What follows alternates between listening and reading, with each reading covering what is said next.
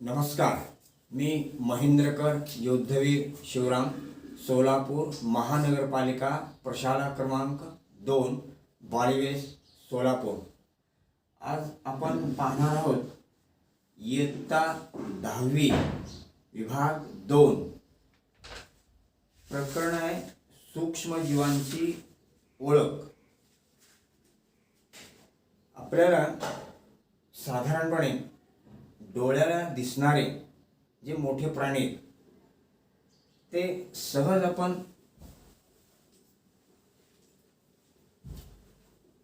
ओळखू शकतो आणि त्याची माहिती, त्याचे उपयोग सहज सांगू शकतो आपण. उदाहरणार्थ गाय आहे, शेळी आहे, या प्राण्याचा उपयोग आपण सांगू शकतो. पण जे सूक्ष्म जीव असतात ते आपल्याला दिसत नाहीत, म्हणून थोडासा अभ्यास करताना त्रास होतो. तर त्याचा अभ्यास करताना एक सोपा मार्ग आहे. हे 3 शब्द लक्षात ठेवलात: पेशी, ब, भ आणि केंद्र. तर मला वाटतं थोडंसं लक्षात ठेवायला सोपं जाईल. तर पेशी बहुपेशीय, केंद्रक भित्तिका असणारे नसणारे. यामध्ये बहुपेशीय आणि आपोआप एक पेशी येणार. आणि केंद्रक म्हणजे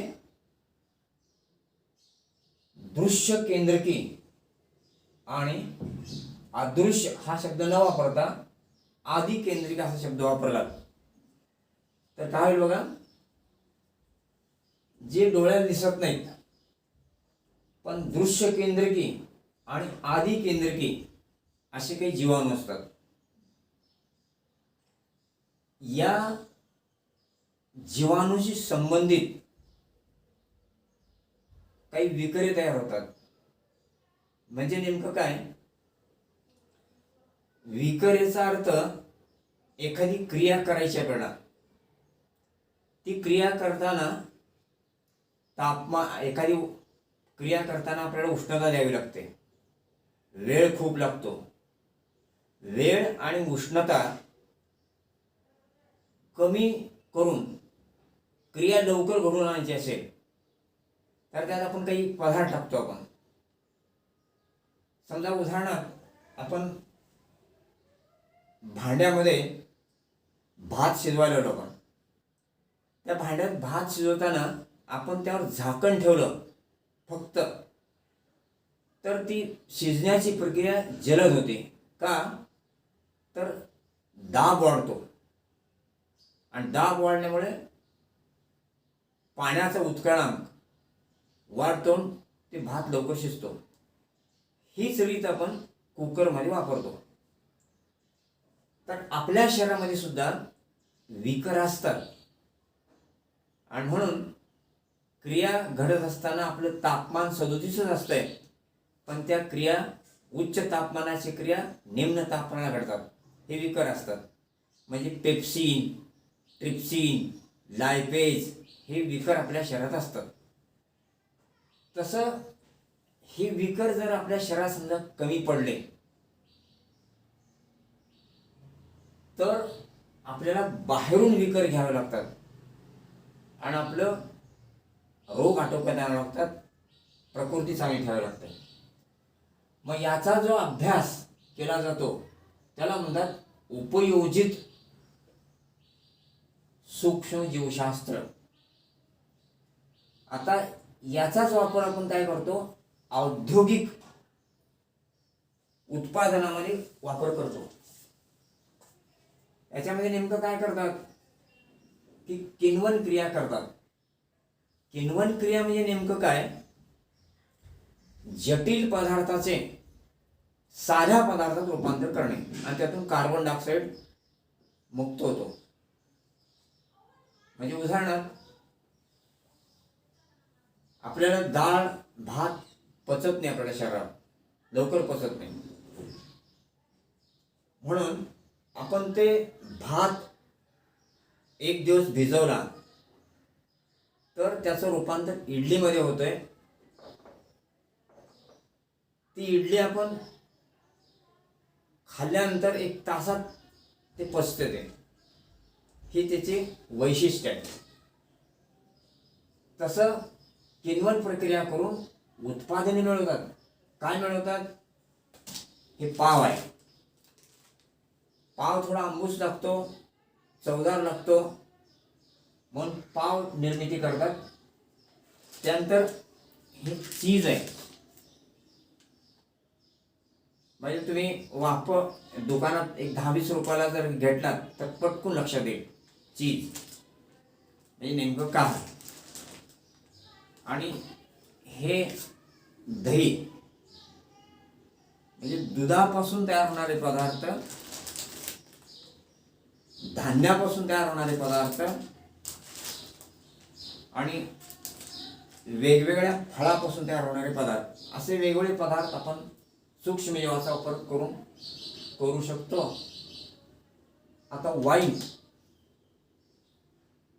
एक पिण्यासाठी आपण म्हणजे द्राक्षापासून वाईन तयार किंवा सफरचंदापासून फळापासून आपण वाईन तयार करू शकतो.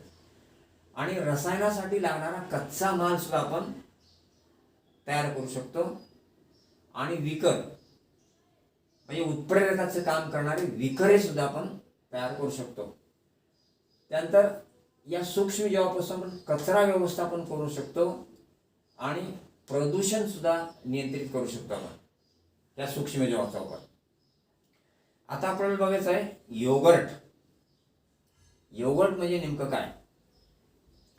हे जे दही आहे, दह्यालाच योगर्ट म्हणलं तर काही असं चूक होणार नाही, एवढी मोठी चूक नाही आहे. पण याच्यात आणि थोडासा किंचित फरक आहे. हे दही करताना आपण पारंपरिक रीतीने काय करतो? दूध तापवतो, कोमट करतो आणि दही टाकतो. दही टाकल्यामुळं लॅक्टोबॅसिलाई हे जे सूक्ष्मजीव असतात त्या जीवामुळे दुधामध्ये जे प्रथिने असतात ते आळतात. आळून घट्ट दूधचं रूपांतर दह्यामध्ये घट्टमध्ये स्वाद वगैरे होतो. योगर्टमध्ये काही नवीन काही नाही आहे, फक्त थोडा फरक आहे. याच्यामध्ये जसं आपण दही टाकलं त्यात कोणते जीवाणू टाकलं आपण तेवढं काही लक्ष देत नाही, पण इथं जाणीवपूर्वक लक्ष द्यावं लागतो.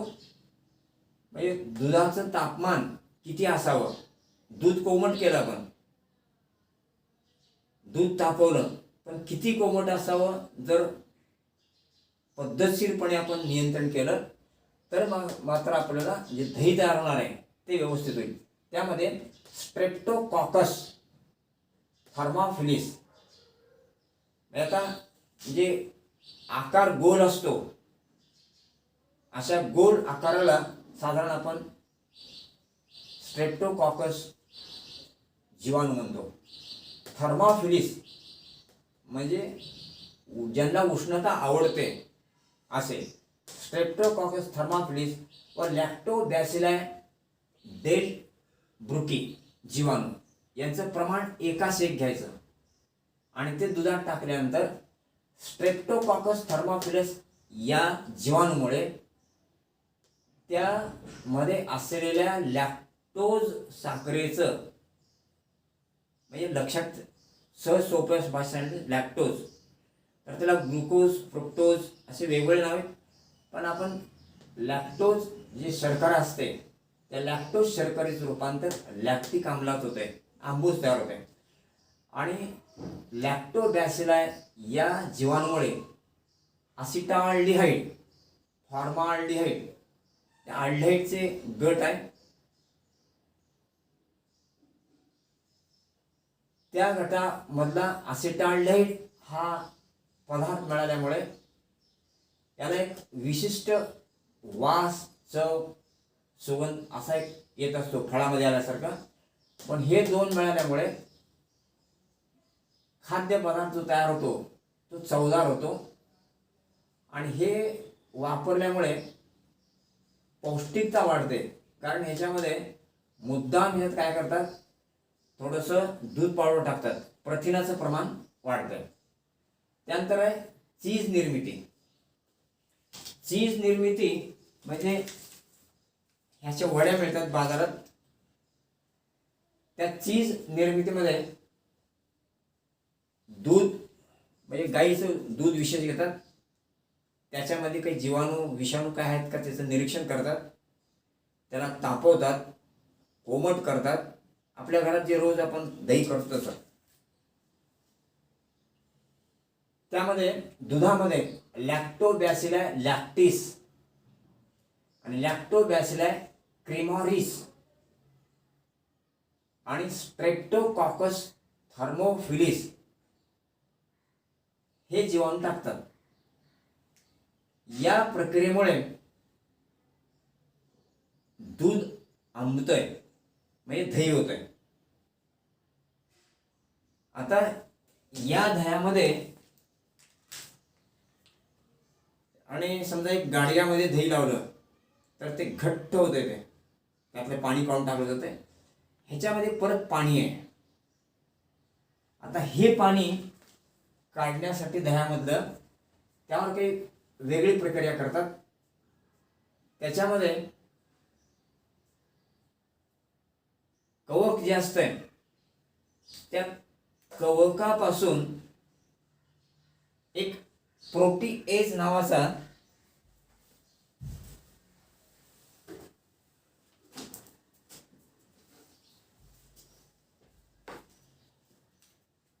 हे कवक आहे. हे दिसतच मला बुरशी सगळा बुरा आहे. या कवकाच्या अनेक जाती आहेत. त्याच्यापैकी हे एक तुम्हाला भाकरीवर कवक तयार केलं दाखवलं मी. मग या अशा एक विशिष्ट कवकापासून प्रोटीएज विकर वापरतात आणि त्यामुळे दह्याला घट्टपणा येतो. मग त्या दह्याला घट्टपणा आल्यानंतर त्याला जसं आपण भाजीपाला स्वच्छ करतो, धुतो वगैरे, तसं त्याला धुवून टाकतात, त्याचे तुकडे करतात.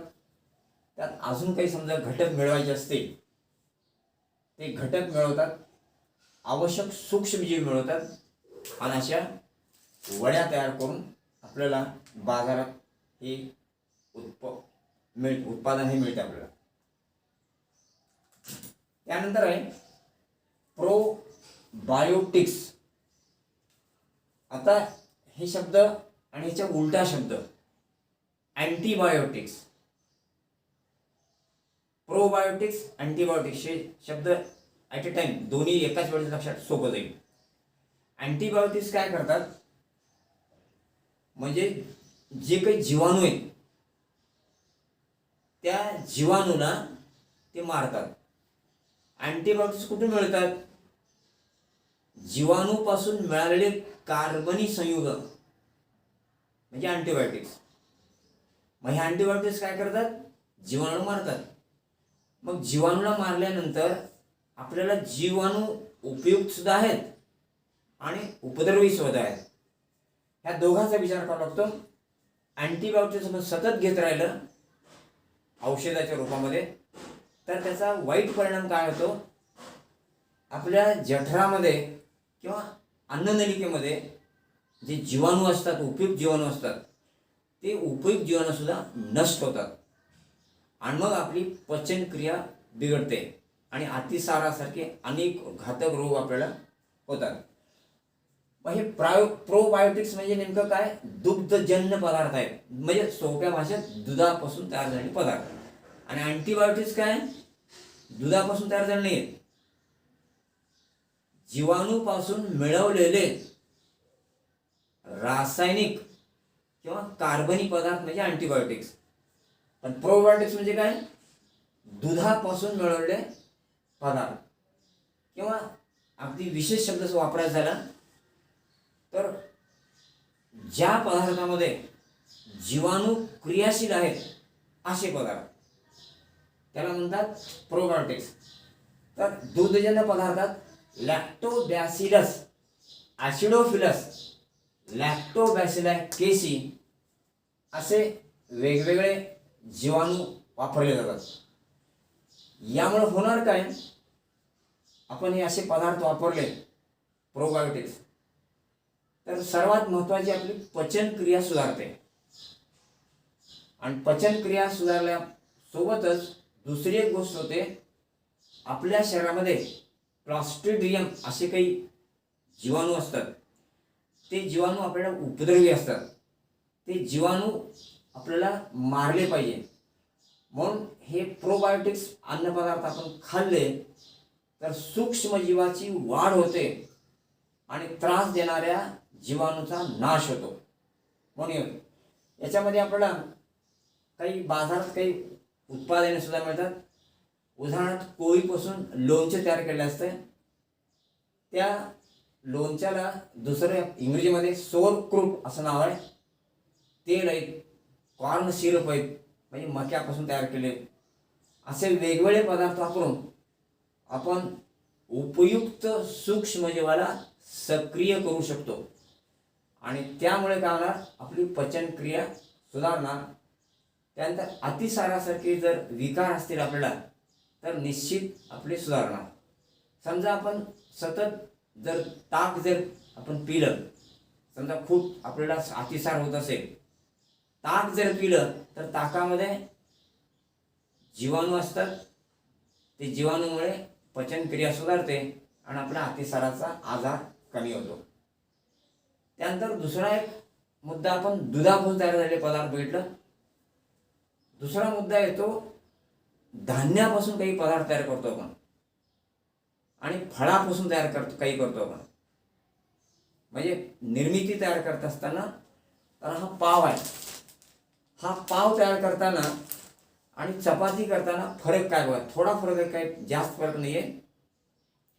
चपाती करताना आपण काय करतो, पीठ, मीठ आणि पाणी हे 3 पदार्थ वापरतो आपण. तर हे पाव तयार करताना त्या औद्योगिक क्षेत्रामध्ये पीठ, मीठ तर वापरतातच, पाणी वापरतात. फक्त एक दुसरा पदार्थ वापरतात, सॅक्रोमायसिस सेरेव्हिसी हा एक पदार्थ वापरतात. आणि यामुळे काय होणार माहिती आहे का, किण्वनाची प्रक्रिया होते. किण्वन म्हणजे इथेनॉल आणि कार्बन डायऑक्साईड असे 2 पदार्थ मिळतात किण्वनामुळे. आता हे या किण्वनातून जे काही आपल्याला विकरे मिळतात, ते विकरे बाजूला काढून घेता येत नाही, त्याच्यामध्येच ते राहतात ते. आणि मग हा पाव जर आपण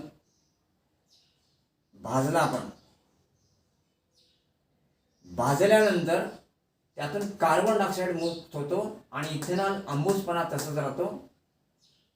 आणि त्यामुळे हे पदार्थ आपल्याला पचनाला आणि खाण्याला चवदार लागतात, पचनाला सोपे जातात. पण ह्याचा एक मर्यादित वापर केला कधी बरं. सतत पाव वापरू नये. मोजकाय, समजा 8 दिवसातून 1 दिवस खाल्लं तर हरकत नाही. आता व्हिनेगर म्हणजे काय बघा. आता तुम्हाला म्हटलं मी, काही वेळेस धान्य वापरायचं, काही वेळेस फळं वापरायचे, काही वेळेस दूध वापरायचं. आणि पुढची गंमत आहे सांगतो मी, हा कचरा सुद्धा वापरून त्याचेही काही आपल्याला फायदे बघावं लागेल. नुसते फळच नाहीये, हे सांडपाणी सुद्धा वापरून आपल्याला काही क्रिया करतो आपण. हे जीवाणूचं वैशिष्ट्य आहे. तर व्हिनेगर तयार करताना काय करतात, वेगवेगळ्या फळाचे रस काढतात किंवा साखर कारखान्यामध्ये जे मळी असते ती मळी फेकून दिल्यानंतर त्याचा दुर्गंध पसरतो. असे ऊस, मळी, फळाचे रस घेऊन त्याच्यामध्ये सॅक्रोमायसिस सेरेव्हिसी हे कवक टाकल्यानंतर इथेनॉल तयार होतो. या इथेनॉलमध्ये थोडक्यात आपण जे दारू म्हणून मद्यार्क म्हणून वापरतो ते लक्षात ठेवणे सोपं जाईल. तर हा इथेनॉल आपण गाडीच हे इंधन म्हणून सुद्धा उपयोग होतो. पण हे इंधन म्हणून याऐवजी ॲसिडोबॅक्टर आणि ग्लुकोनोबॅक्टर हे 2 जीवाणू जर टाकले तर त्या जीवाणूमुळे काय होतंय, सूक्ष्म जैविक अपघटन होतंय, म्हणजे रासायनिक अभिक्रिया होतात. आणि सूक्ष्म जैविक अपघटन झाल्यामुळे ॲसिटिक आम्ल तयार होत आहे. कोणत्याही पदार्थ अल्कोहोलचं कार्बनी संयुगाचं अल्कोहोल होतंय, अल्कोहोलचं अल्डिहाइड होतंय, अल्डिहाइडचं ॲसिड होतंय. हा क्रमच आहे. इथं सुद्धा तेच होतंय, ॲसिटिक आम्ल तयार होतंय. ॲसिटिक आम्लामध्ये पोटॅशियम फेरोसायनाइड विरंजक म्हणून वापरतात आणि त्या विरंजनामुळे पुढची क्रिया होते आणि त्याला काही विशिष्ट तापमानापर्यंत तापवतात, पाश्चरीकरण करतात आणि त्याच्यामध्ये किंचित थोड्या अल्प प्रमाणात सल्फर डायऑक्साईड हा टाकून व्हिनेगारची निर्मिती तयार करतात. त्याच्यानंतर आहे पेय निर्मिती, म्हणजे फळं वापरून काय पेय करतात बघा. पेय निर्मितीमध्ये आपल्याला नित्य परिचयाचे ओळखीचे जे पदार्थ आहेत, द्राक्षे आणि सफरचंद. इथं थोडेसे आपल्याला ओळख नसलेले 2 नाव आहेत, कॅफिया अरेबिका आणि थिओ ब्रोमा कॅको असे दुसरे 2 फळ आहेत. ते आपल्या ओळखीचे नाहीत. कॉफी तयार करतो आपण त्याच्यापासून, पण हे 2 फळं आपल्या ओळखीचे आहेत, द्राक्ष आणि सफरचंद. याच्यामध्ये परत सॅक्रोमायसिस सेरेविसी या दोघांनी टाकतात आणि मग या रसाचं किण्वन प्रक्रिया होते आणि या द्राक्षामधून वाईन तयार करता येते. तसंच सफरचंद आहे, सफरचंदाचा रसामध्ये सॅक्रोमायसिस सेरेविसी जर टाकलं तर त्याच्यातून निर्मित होते शिडाळचे. याच्या पुढचा भाग विकर, सूक्ष्मजीव विकर काय बघा.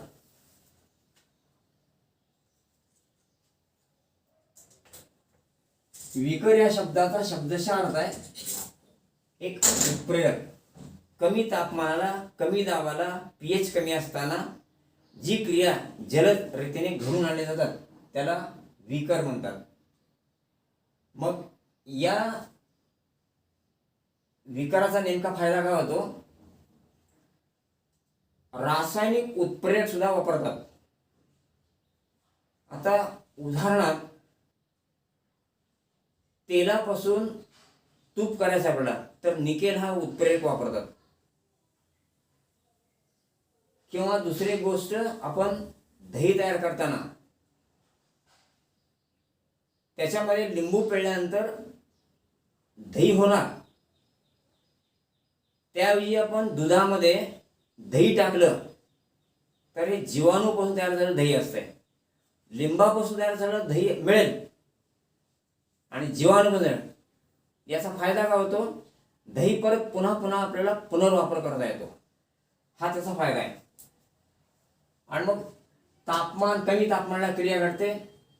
पीएच आणि दाब वाढण्यासाठी खूप शक्ती लागते आपल्याला. कमी दाबाला सुद्धा क्रिया होते. आता एक चांगलं उदाहरण सांगतो याचं मी. दाब म्हणजे काय, उंच पर्वताच्या ठिकाणी जर आपण भात शिजत असताना ते भात शिजतच नाही, कारण पाण्याचं उत्कलन कमी होतं दाब कमी झाल्यामुळे. त्या ठिकाणी कुकर जर वापरलं तर भात शिजतो.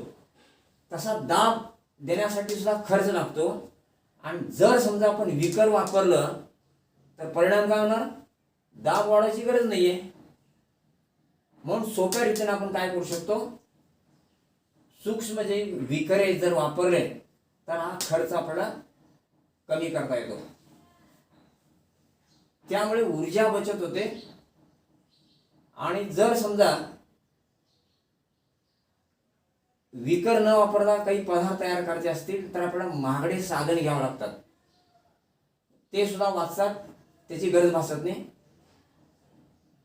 त्यानंतर कोणताही पदार्थ आपण क्रिया करताना, आता समजा आपण लाकडं जाळले, त्यात राख तयार होतो, धूर तयार होतो, त्याचं परत व्यवस्थापन करावं लागतंय.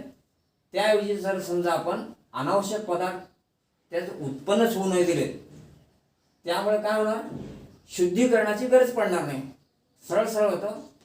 पर्याय काय होणार, खर्च वाचतो. आणि त्यामुळे सूक्ष्मजैविके पर्यावरण स्नेही असतात. मग आता ह्याचं एक उदाहरण द्यायचं झालं तर हायड्रोजन हा शब्द तुम्हाला मला वाटतं पाठ आहे, लक्षात आहे. आणि ट्रान्सफर हा एक शब्द आपल्याला पाठ आहे. या दोन शब्दाचा आपण वापर करून हायड्रोलेजिस, आता जीस याचा अर्थ जीवाणूपासून तयार झालेले पदार्थ, म्हणून शेवटी हा प्रत्यय जोडलेला असतो. हायड्रोलेजिस. हायड्रोजन यातलं ज न, तर इथे काय करायचं, हायड्रोजनला त्याला वेलांटी दिला, हायड्रोजिन होईल. आणि मग त्यात थोडासा बदल परत हायड्रोलेजी न करून स असं लक्षात राहील. त्यानंतर दुसरं एक आहे ट्रान्सफरेजिस, असे पुढे आहेत, पण फक्त मी उदाहरणात दोन घेतले तुम्ही. आणि या विकारापासून आपण काय करू शकतो, जर गाई म्हशीचं आपण चामडं वापरतो, आपण ती चामड्या कमवण्यासाठी या विकाराचा वापर करतो. कागद निर्मितीमध्ये या विकाराचा वापर करतो. त्यानंतर वस्त्र उद्योगात वापर करतो. चीज निर्मितीमध्ये याचा विकाराचा वापर करतो. म्हणजे चामडं तयार करत असताना किंवा कागद तयार करत असताना परत परत उत्प्रेरक वापरणं महाग पडतंय, म्हणून चामडे निर्मितीचा उपयोग पडतो. आता प्रतिजैविक म्हणजे काय बघा, प्रतिजैविक आणि जैविक ते एक नेमकं काय. प्रतिजैविक म्हणजे प्रति म्हणजे उलट, जैविक म्हणजे जीवाला मदत करणार नाही तर त्याचा नाश करणार. म्हणजे मिळते कुठून, जीवाणूपासून एक रासायनिक कार्बनी संयुग मिळतात, ते कार्बनी संयुग म्हणजेच प्रतिजैविक. मग याचा नेमका फायदा काय, आपल्याला समजा एक साथ पसरली, रोग पसरला, रोग पसरल्यानंतर आपल्या शरीरामध्ये काही विषाणू, जीवाणू असे अनेक प्रकारचे सूक्ष्मजीव वाढतात. ते वाढल्यानंतर समजा पटकी रोग आहे, कॉलरा आहे, असे काही रोग पसरतात, साथीचे रोग पसरतात. ते रोग आटोक्यात आणायचे असतील तर प्रतिजैविक वापरतात. आणि प्रतिजैविक समजा मर्यादेपेक्षा जास्त वापरलात त्याचा सुद्धा घातक धोका असतो, कारण आपल्या शरीरामध्ये उपयुक्त जीवाणू सुद्धा नष्ट पावतात. त्यानंतर पुढचा मुद्दा आहे इंधन. आपण इंधन काय वापरतो, आपण सहजासहजी लाकडं वापरून आपण पूर्वी करत होतो स्वयंपाक वगैरे. त्याच्या आता हे सूक्ष्मजीवाचा शोध लागल्यानंतर काय माहिती आहे का, हा जो कचरा असतो किंवा हे बायोगॅस संयंत्र, हे टाकी आहे समजा, या टाकीमध्ये आपण घरातलं जे उष्टान्न फेकून देतो आपण, या टाकीत टाकलात तुम्ही, किंवा आपली विस्टा संडासचं ड्रेनेज त्या टाकीला जोडलात तर त्यापासून गॅसची निर्मिती होते. मग हा गॅस आपण जर वापरला इंधन म्हणून तर त्याचा एक बराच फायदा होतो. हे द्रवरूपात सुद्धा मिळू शकतंय. वायुरूप म्हणजे हे बायोगॅस झाला. द्रवरूपामध्ये अल्कोहोल असतो. अल्कोहोल आपल्या गाडीमध्ये जर टाकलं तर गाडी चालू शकते, त्याला आपण स्पिरिट वगैरे म्हणतो. त्यानंतर जैव इंधन वापरून आपण दुसरा एक मुद्दा आपलं म्हणजे कोळसा वगैरे नवीन पद्धतीनं करू शकतो आणि त्याचा वापर करू शकतो. त्यानंतर सूक्ष्म जैविक प्रदूषण. आता आपण कितीही आपण शहाणपणा सांगितला की हे सुधारलं, ते सुधारलं, असं झाला, विकास झाला, काय झाला देव जाणे, वास्तव सत्य इतकं भयान आहे. इतकं प्रदूषण करून ठेवलं आपण, एवढं प्रदूषण करून ठेवलंय, त्याचा निस्तार करणं आपल्या हाताच्या पलीकडे गेलाय का, अक्षरशः पलीकडे गेलाय. आणि म्हणून ते परत परत आपल्याला वेगवेगळी रोगराई पसरत आहे. हे वास्तव सत्य आपण स्वीकारलं पाहिजे. आपण तरी आपण जागरूक होत नाही, आपलं दुर्दैव आहे. तर त्यासाठी आपण सूक्ष्मजीवाचा वापर करून प्रदूषण टाळू शकतो. प्रदूषण कोणतं आहे, पाण्याचं प्रदूषण आहे. हवेचं प्रदूषण आहे आणि जमिनीचं प्रदूषण आहे. म्हणजे पाण्यामध्ये आपण काय करतो, सांडपाणी सगळं गटाराचं पाणी कारखान्याचं पाणी टाकतो आणि ते पाणी घाण करतो आपण. त्याचं प्रदूषण आपण सूक्ष्मजीव वापरून निश्चितपणे दूर करू शकतो. आता पाण्यामध्ये अजून एक दुसरा प्रकार आहे. समजा तेल जहाजातून येत असताना तेलाचं आपण प्रदूषण टाळू शकत नाही, पण एक चांगला मार्ग आहे की याच्यावर सूक्ष्म जीव जर वापरले तर त्या पाण्यामधलं तेल जे पडलं आहे ते नष्ट होऊ शकतं. समजा तेल नाही आपण दुरुस्त त्याला काढलं नाही तर त्याचा परिणाम काय होणार, माशाला ऑक्सिजन मिळणार नाही, सगळे जलचर मरणार. म्हणून हा एक प्रकार आहे. आणि त्यानंतर दुसरा मुद्दा की जमिनीवर आपण एवढं प्लास्टिक टाकलं आणि कचराही जरी टाकला आणि तो स्वच्छ नाही केला तर अतिशय दुर्गंधी पसरते, रोगराई पसरते. याच्यासाठी आपल्याला कंपोस्ट खत जर केलं आपण, हे कचरा आहे आणि हे कंपोस्ट खत आहे, आपण हे थरावर थर दिले आणि वरील माती टाकत गेली आणि जीवाणू त्याच्यात टाकत गेले तर कंपोस्ट खत पटकून पसरेल आणि अशी खताची निर्मिती होईल आणि रासायनिक खतसुद्धा निर्माण करायची आपल्याला गरज पडणार नाही.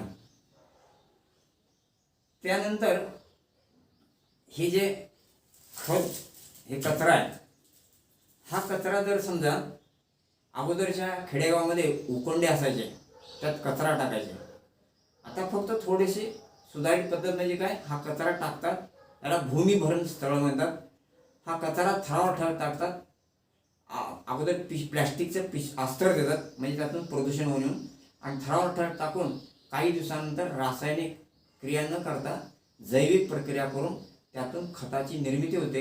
ते काढून देतात, परत हा कचरा आपल्याला टाकता येतो. आता हे सांडपाणी आहे, म्हणजे ह्या कचऱ्याचा उपयोग आपल्याला काय करता येईल, मग खत वापरता येईल, म्हणजे एकतर प्रदूषण टाळता येईल. आता आपल्या घरामध्ये दुसरे हे कचरा झाला, अजून एक कचरा असतो. हा एक कचराचा एक प्रकारचा पाणी, म्हणजे धुतलेलं पाणी. भांडे धुतो आपण, कपडे धुतो आणि धुतल्यानंतर पाणी फेकून देतो आपण. समजा खेडेगाव असेल तर त्या ठिकाणी तेवढं जास्त सांडपाणी निर्माण होत नाही, पण आपल्या सोलापूर शहरामध्ये एवढं पाणी निर्माण होतं आहे की अक्षरशः एक नदी तयार होते.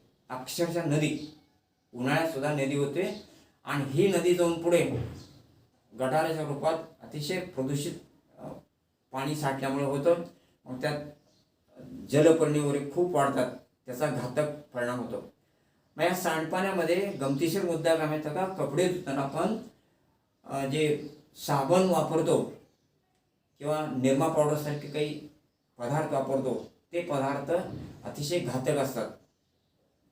ते पदार्थाचं नाश करण्याचं एकमेव काम कोण करतंय, तर जीवाणू करतात. मग काय करतात जीवाणू करण्यासाठी, हे सांडपाणी आहे, गटाराचं पाणी, मी कपडे धुतलेलं पाणी वापरले, हे पाणी आपण काय करतो, अशा मोठ्या टाक्यामध्ये जमा करतो. समजा उदाहरण MIDC असेल, अशा ठिकाणी मोठ्या प्रमाणात जमा करतो. त्यामध्ये विशिष्ट प्रकारचे जीवाणू टाकले जातात. ते जीवाणू टाकल्यानंतर त्याच्यामध्ये काही घातक पटकी, असे काही कॉलरा, असे काही पसरणारे जीवाणू असतात.